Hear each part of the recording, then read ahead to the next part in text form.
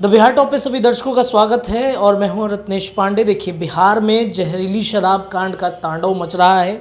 छपरा के बाद सिवान, उसके बाद बेगूसराय, लगातार कई ऐसे ज़िले हैं जहां पर जहरीली शराब कांड से बिहार में स्थितियां खराब होती जा रही हैं। बिहार में शराबबंदी है, बावजूद इसके बिहार में इतनी जहरीली शराब से इतनी मौतें क्यों हो रही हैं? शराब से इतनी मौतों का कारण बिहार सरकार से लगातार पूछा जा रहा है, लेकिन नीतीश कुमार के सदन में लगातार उठ के ये बातें कह रहे हैं कि क्या हो गया क्या हो गया। आपको बताएं कि जहरीली शराब कांड से छपरा में जो स्थितियां हैं, छपरा के मसरख, मढ़ौरा, अमनौर, इन तमाम जगहों पर 3 से 4 जगहों पर 2 दर्जन से ऐसे गांव हैं जहां पर सिलसिला मौत का लगातार बढ़ रहा है। और ऐसे में सरकार कह रही है कि आखिरकार क्या हो गया।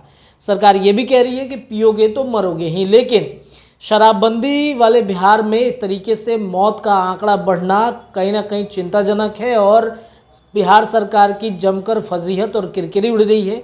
बिहार सरकार के खिलाफ में शराबबंदी के लिए सुप्रीम कोर्ट में ये मामला अब उठ चुका है, यानी कि सुप्रीम कोर्ट में शराबबंदी से हुए मौत, शराबबंदी के बाद बिहार में हुए मौत का मामला उठ चुका है। आपको बताएं कि सुप्रीम कोर्ट के साथ साथ मानवाधिकार ने नीतीश कुमार से रिपोर्ट मांगी है।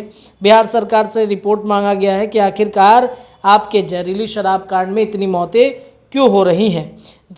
आपको बताएं कि अब तक छपरा में 60 से भी ज़्यादा लोगों की मौत हो चुकी है और इसका मामला जो है सर्वोच्च न्यायालय सुप्रीम कोर्ट में याचिका कर इस मामले की जांच स्वतंत्र एसआईटी यानी विशेष जांच दल से कराने की मांग की गई है।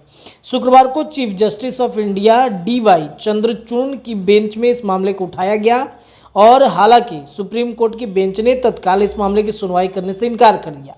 कोर्ट ने कहा कि आज जिन केस की सुनवाई होनी है उसकी सूची ये मामला शामिल नहीं है।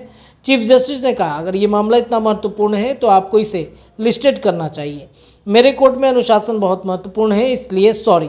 सुप्रीम कोर्ट में याचिका आर्यावर्त महासभा फाउंडेशन ने दायर की है। याचिका में कहा गया है कि अवैध शराब के निर्माण, व्यापार और बेचने पर राष्ट्रीय स्तर पर एक्शन प्लान बनाना चाहिए।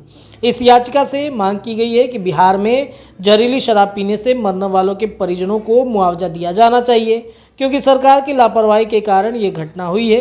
याचिका दायर करने वालों की ओर से कहा गया है कि बिहार में 2016 से ही पूर्ण शराबबंदी है। उस समय से राज्य सरकार शराबबंदी को अमल करने में पूरी तरीके से फेल हो चुकी है। और इधर मानवाधिकार आयोग ने नीतीश कुमार से जवाब मांगा है शराबबंदी वाले मामले में।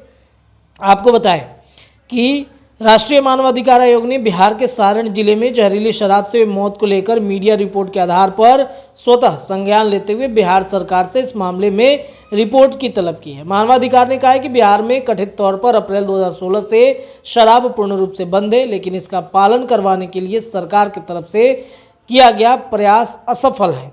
इसके साथ ही मानवाधिकार आयोग ने कहा कि मीडिया रिपोर्ट में दी गई जानकारी यदि सही है तो फिर यह चिंता का विषय है। इतनी बड़ी संख्या में हुई मौत पर सरकार की तरफ से लागू शराबबंदी पर सवाल पैदा हो रहा है। बिहार में सरकार द्वारा अवैध नकली शराब की बिक्री और खपत पर प्रतिबंध लगाने की नीति या मीडिया रिपोर्ट सरकार की विफलता को इंगित करता है।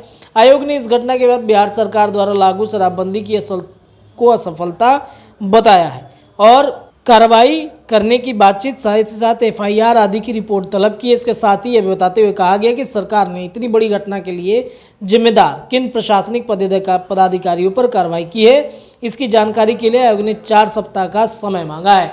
तो अब बिहार में शराबबंदी से मौत, शराब पीने से मौत का मामला जो है सुप्रीम कोर्ट में पहुंच चुका है और मानवाधिकार ने रिपोर्ट मांगी है। नीतीश सरकार की जम के किरकिरी उड़ती हुई नजर आ रही है। फिलहाल इतना ही। देखते रहिए बिहार टॉप। अपनी राय कमेंट सेक्शन में देते जाइएगा। बहुत बहुत धन्यवाद।